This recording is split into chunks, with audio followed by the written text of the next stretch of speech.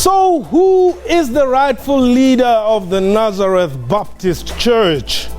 Is control of money and assets behind the Shembe Church succession battle? Are the Shembe Church members fully behind the newly confirmed leader Vela Shembe? Will the pending appeal by the Mduduzi Shembe camp not result in a leadership vacuum? What time is it? It's question time.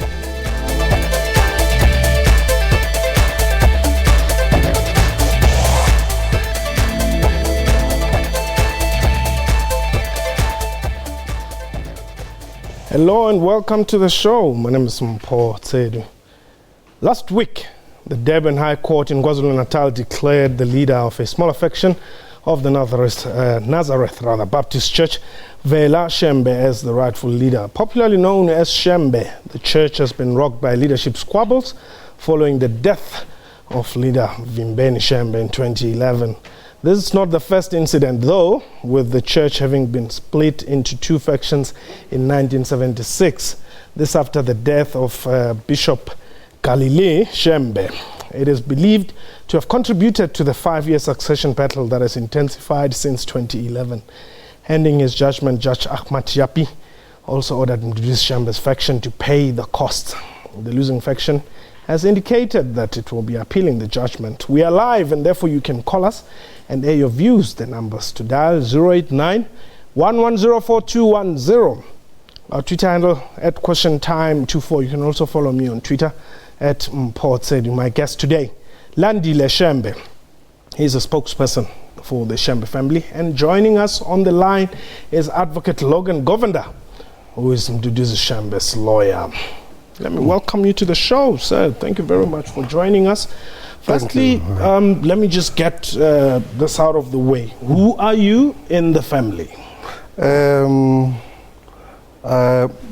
name is Landile Shembe, as you've said. Born of Mpho Tsedu Shembe, of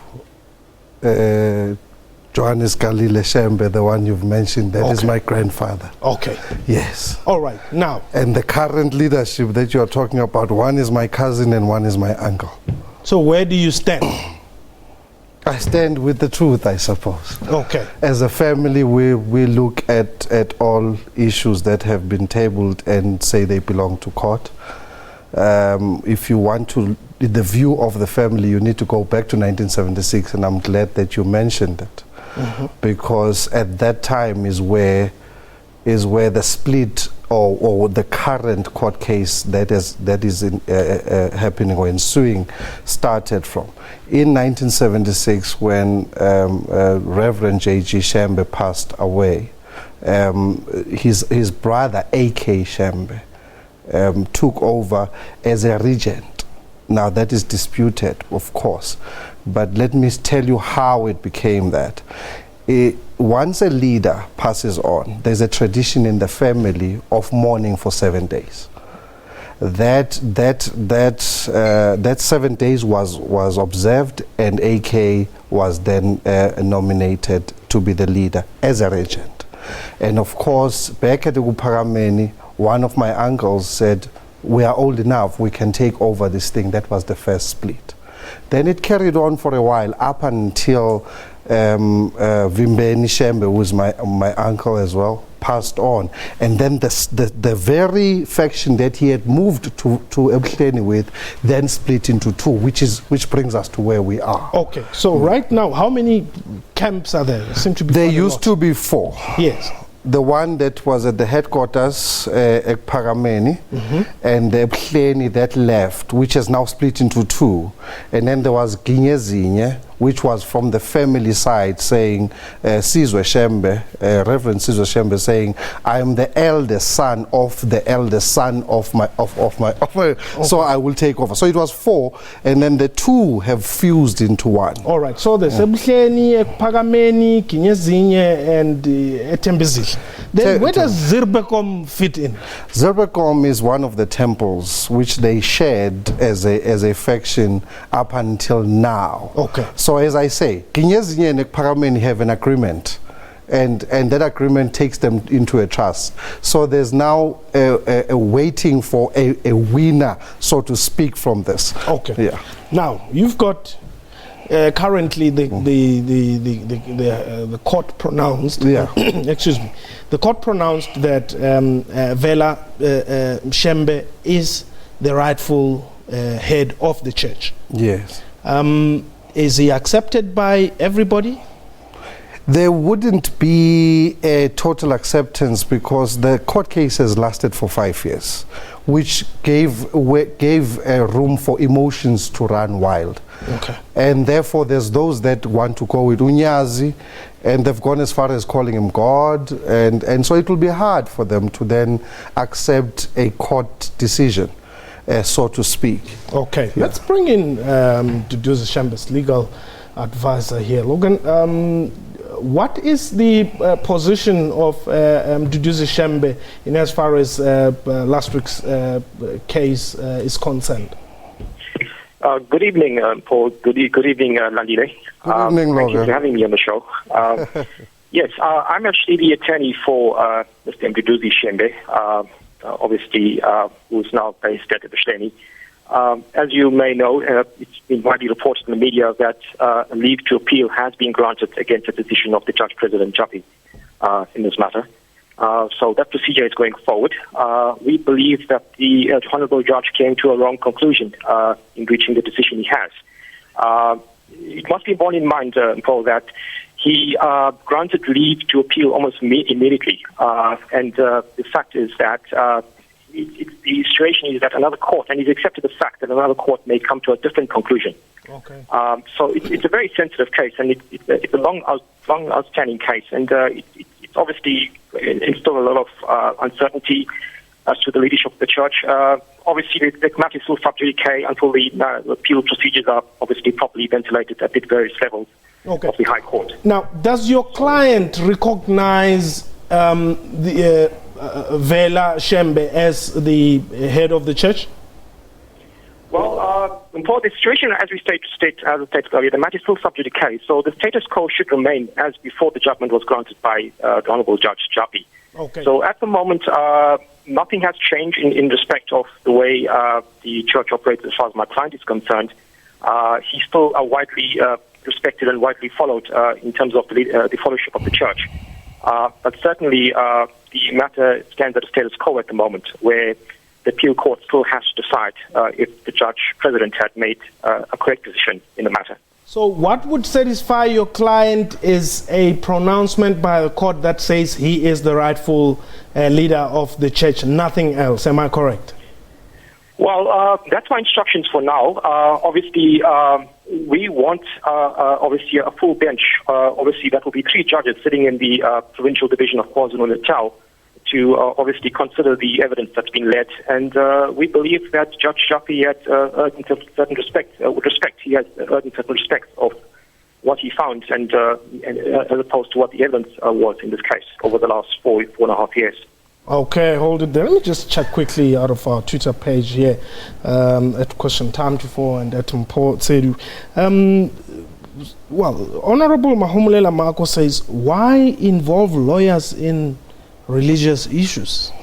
That is exactly why, as the family, we are basically saying, first and foremost, you are asking a correct person in the sense that I've mediated between Kinyezinye and Ekpagameni for a period of 3 years.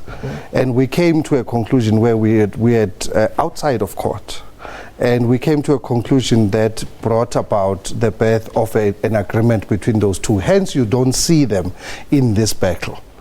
And so we have proven that these issues can be handled at the family level. Number 2, we do not subscribe to the notion that in the appeal there should be a winner or a loser. As a family, we are saying, as a Shembe, you know, you've got Vuso Munye Shembe who works here at the SABC. Most of you all here know. If he wakes up tomorrow and he feels that God has spoken to him, he wants to lead a church, not that it's that easy, he would need to come to the family and say, these are the signs that I've seen. that compelled me to leave my job at SABC, just like some have done, and then the family gives you those blessings to go. We can have 10 of these people, and they must lead their congregations according to their calling. Okay. Why should we go to court? Okay. So we disagree completely with that. The accounts have been frozen here, yes, correct? Yes. How much are we talking about? Shy 1.1 billion. 1.1 billion rand? Yes, over the time. Okay. These are investments and cash assets, which have now come unbundled in a way, and we've got plans for those. Wow, that's a lot of money. We're going to take a quick break. When we return, please do give us a call. We would like to hear from you. You can send us a tweet at QuestionTime24 or at Mpho Tsedu. Let's hear what you've got to say. 089-110-4210. We shall return.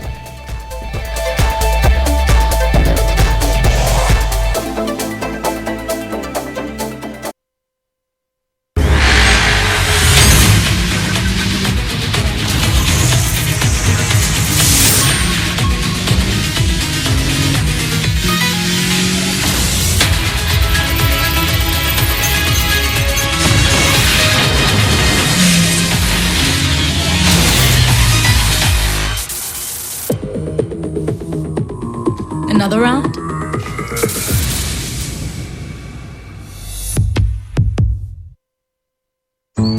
When we were little, life felt big, with something new to discover around every corner. Yet somehow, living small became the norm, until we remember how great living big really is. At Macro, we're still big on being big. Big on convenience, experience, range, and savings. Big on the moments that matter. Rediscover how beautiful it is to be big on life. 4x4 by land, 4x4 by sea, 4x4 by air, cause the lot to fly free. The former country, how it all started out. For the brave and every Boy Scout. 4x4, doing it yourself cause you want it done right. 4x4. Upgrade from the Jeep Renegade 1.4 Limited Auto to the all-wheel drive for free. For more offers on the Jeep range, visit jeep.co.za or your Jeep dealer today. 4x forever. Inside us all lurks greatness, bravery, guts, determination. Every time you get down, you get back up. You take us all forward. You raise the bar. And we salute you, party comrade, with a Heineken Cool Can and Strongbow Apple Cider 6-pack combo for just 100 Rand from Tops at Spa.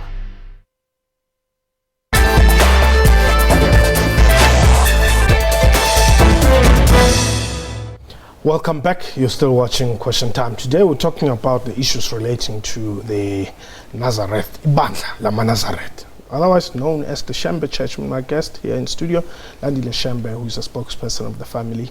And on the line we've got Advocate Ravi Govender, who is a representative of Mduduzi Shembe.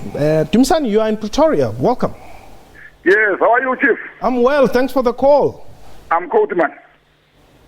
Yes, I've got a question, man. Yes, go ahead.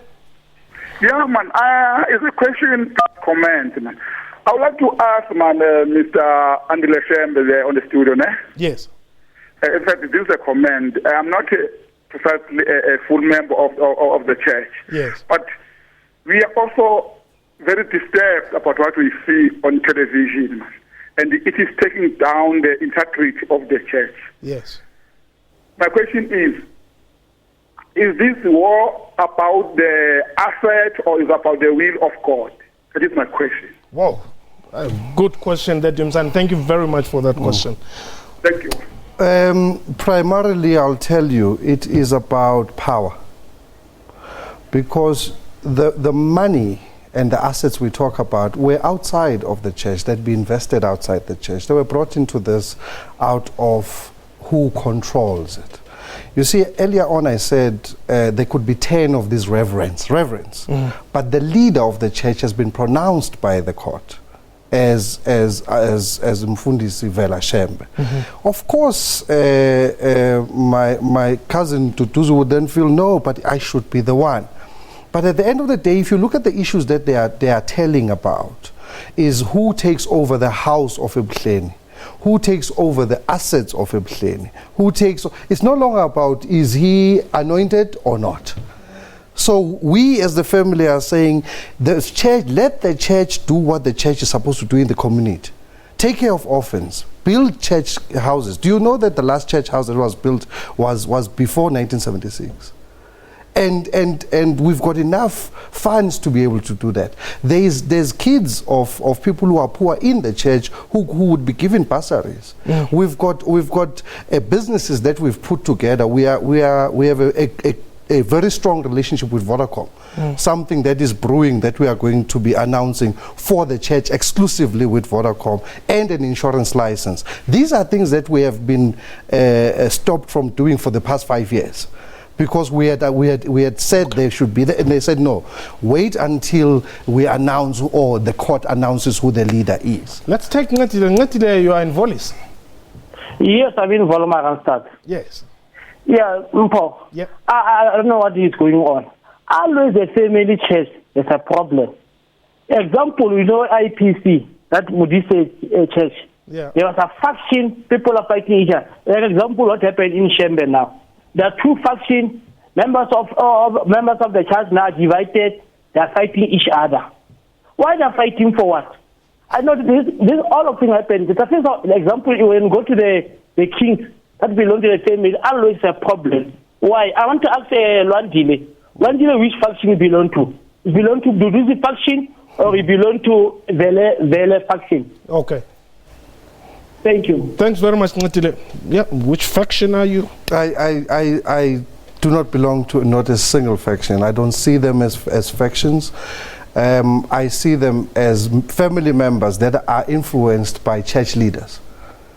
Abafundisi, abavangeli, not all of them, of course. There's people who are men of the cloth, men of God, but for them to not be able to talk to each other as family members is disconcerting. Okay. And the family has been clear on that, to say, let's take away Nazareth and come as family, and let's sit and let's talk as family. We've shown before that this can work. Let's find out from the legal representative here, perhaps.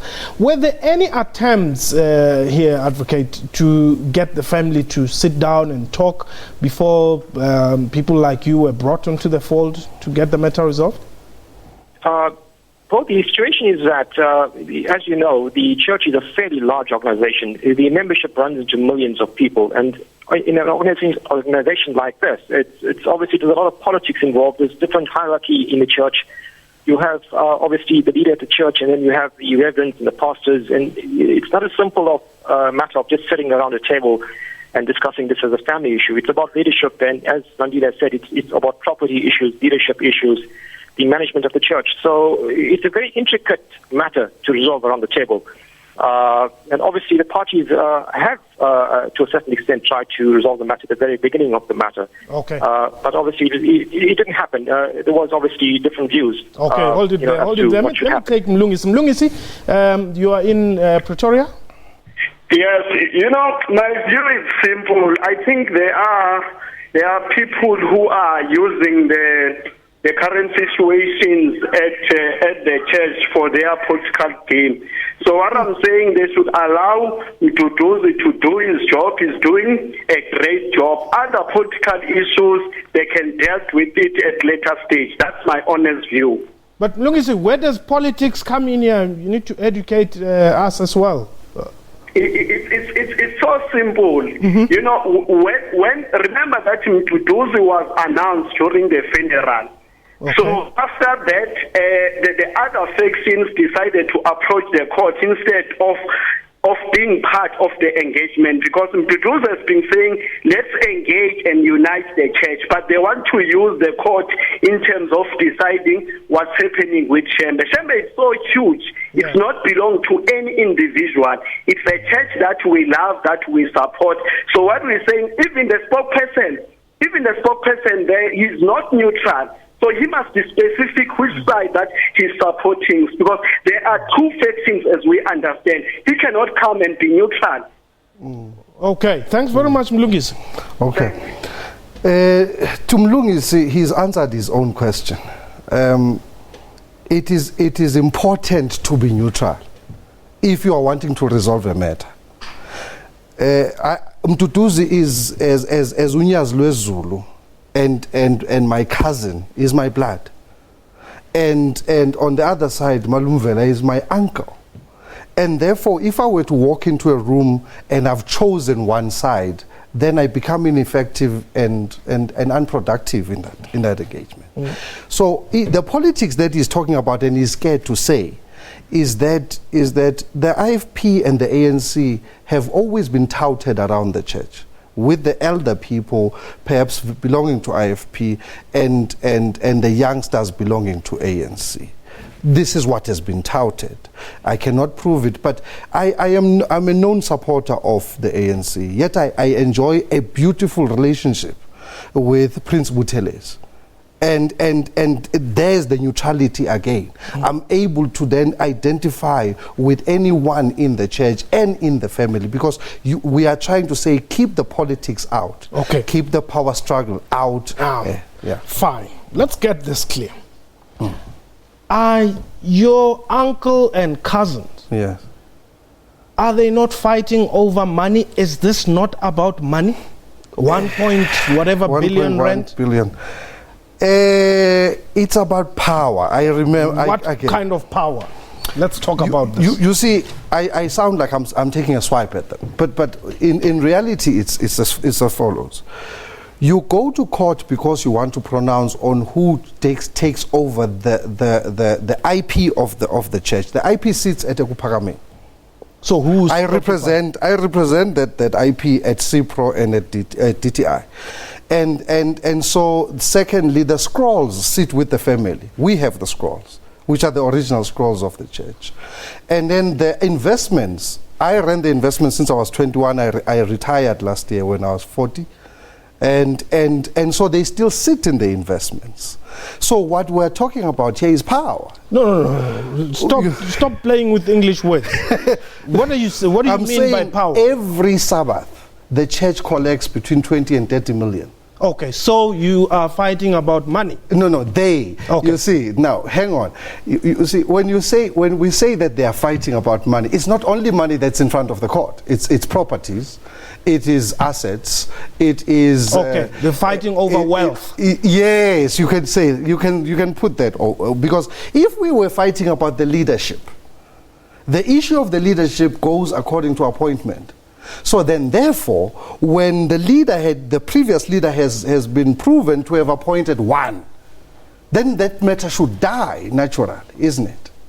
The fact that it is still alive means there's other issues. Okay. When is this matter going to be heard before a full bench? Is that question directed at me? Yes. All right.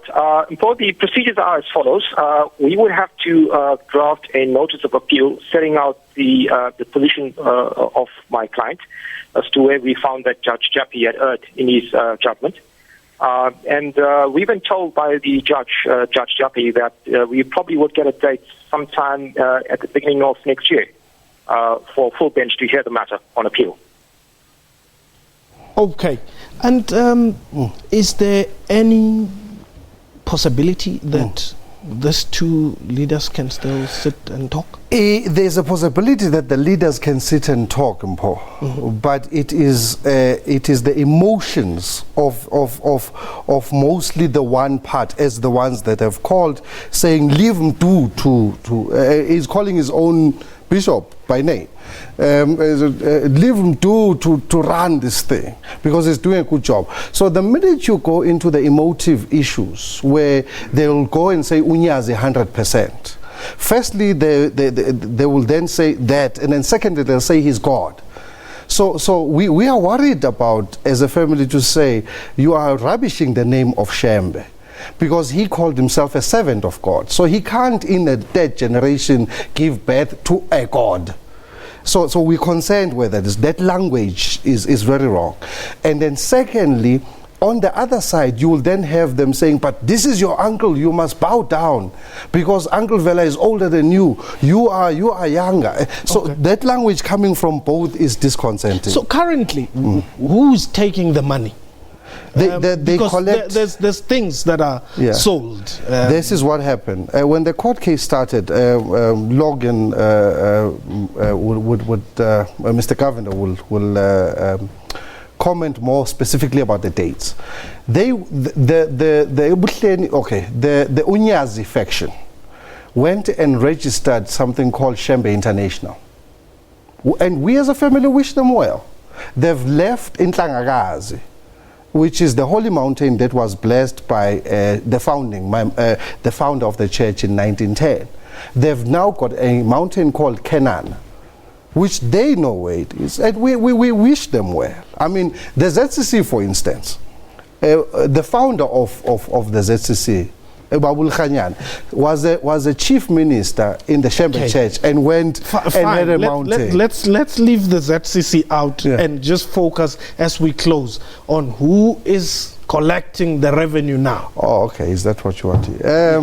The individual temples have Mfundisi, Mvangeli, Shumaeli that collect the money on a Saturday after the banks are closed.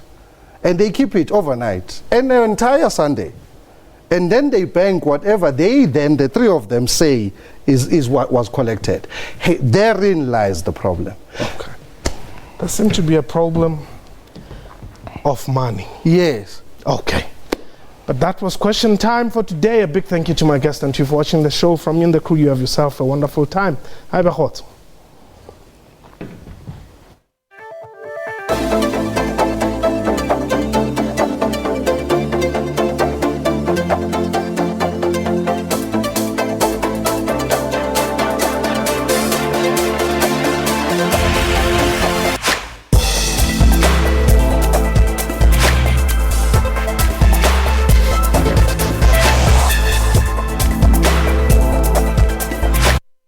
Information